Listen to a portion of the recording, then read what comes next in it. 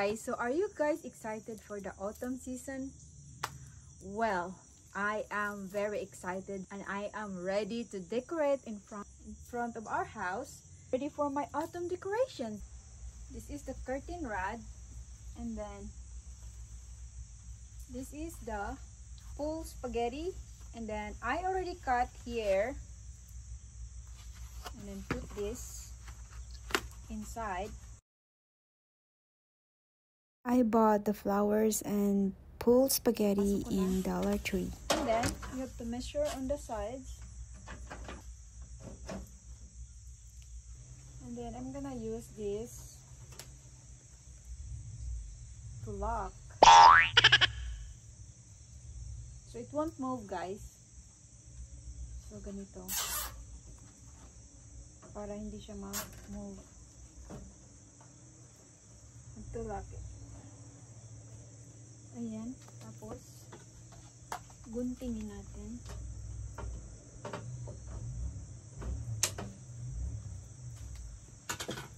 And then all you have to do is wrap around.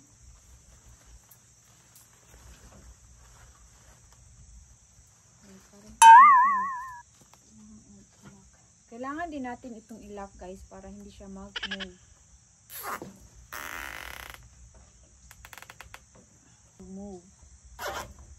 And make it very tight, like that. And then cut. And you just have to lock it.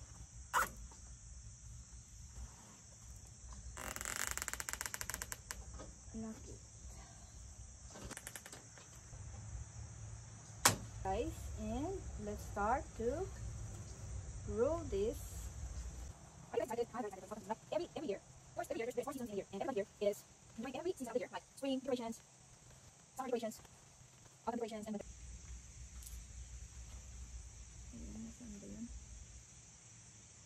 Ito, tapos kailangan i-lock na.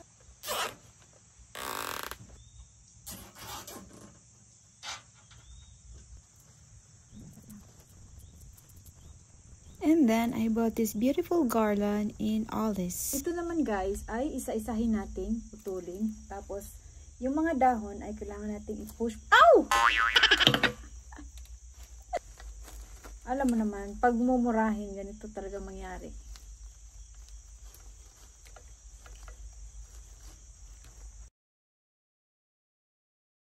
Alam niyo mga kaibigan, isa sa mga nagustuhan ko dito ay may 4 na season sila. In every season ay nagde-decorate sila. Fall, winter, spring, summer. At ready na ang ating mga flowers at ilalagay na natin sa ating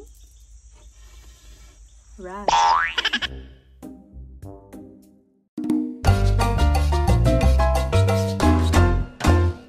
I'm gonna make the ribbon.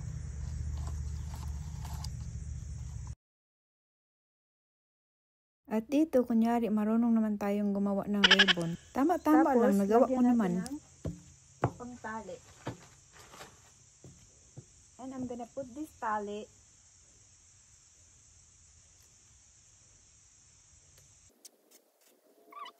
this is our ribbon and put it here. So this is our ribbon in the middle.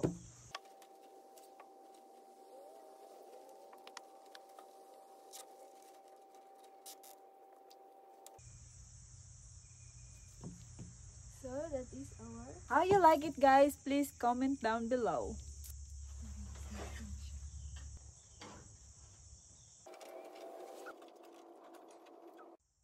There you go, guys. I think I pulled up too much. Parang sobra yatang taas at na-touch na niya ang ceiling. Ayan, sobrang taas niya, dikit na dikit sa ceiling. At ito nga pala, guys, ang flower base at ang bulaklak ay nabili ko sa Walmart. Kaya yung pumpkin naman ay nabili ko sa Ollie's. Candle holder sa Dollar Tree. At ang battery-operated candle ay nabili ko yan sa Costco.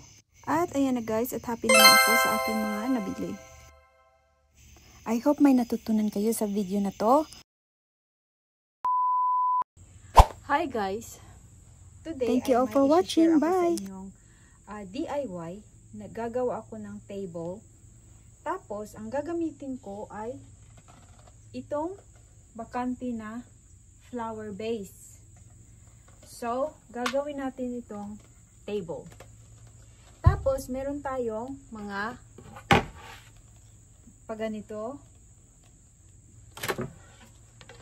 at ganito, at saka need tayo ng scissor and air gun, glue gun pala, glue gun and glue.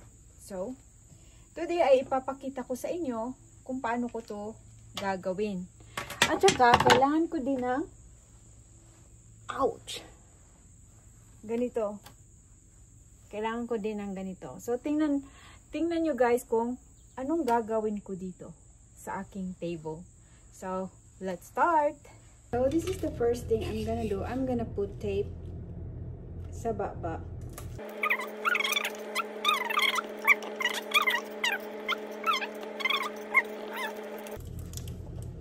Kasi,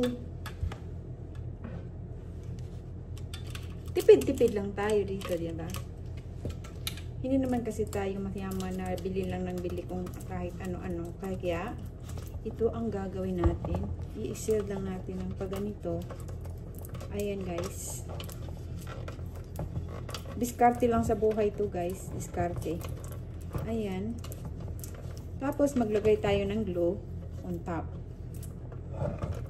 Ayan. Tapos, next is ito naman ang ilalagay natin on top. Set aside muna natin yan. At saka dito naman tayo, maglagay tayo ng sa gilid.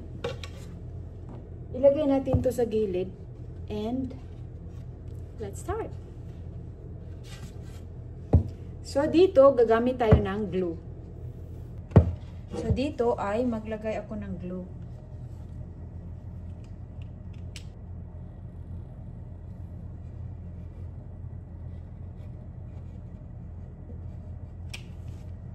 Tapos, ilagay na natin to.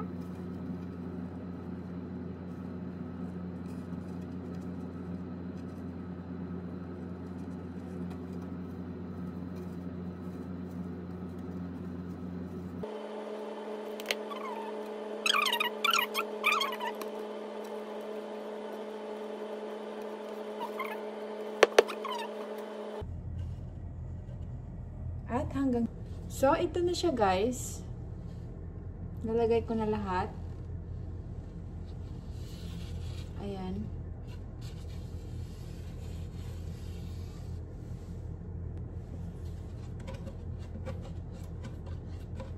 Oh!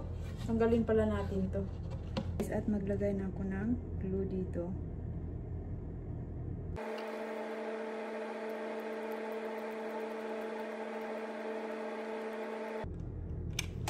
Ayan. Tapos, ilagay na natin ito.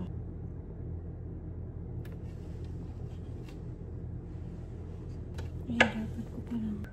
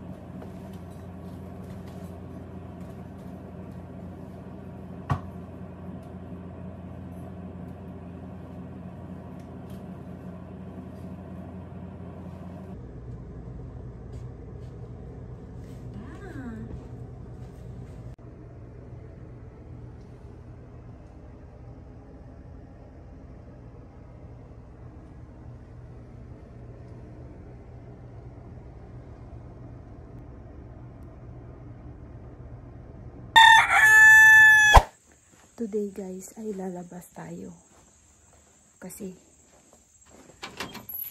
pupunta tayo sa dealership today kasi may titingnan siyang sasakyan, and I don't know, he wants to keep this truck and get a new one. But look at this truck, it's a very nice truck. He changed the tires. And it's a good looking truck. But he wants a smaller one for him to drive like everyday use. Kaya, punta kami sa dealership today.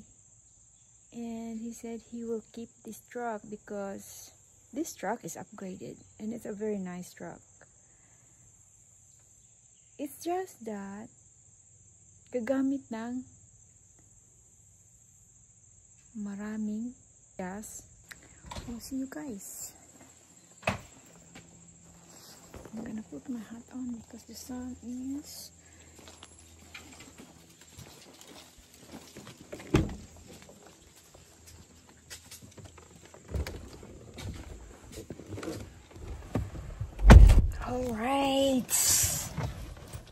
Alright.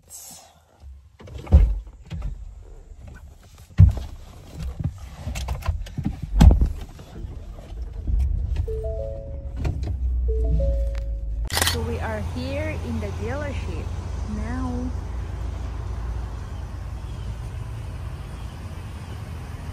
He likes the white.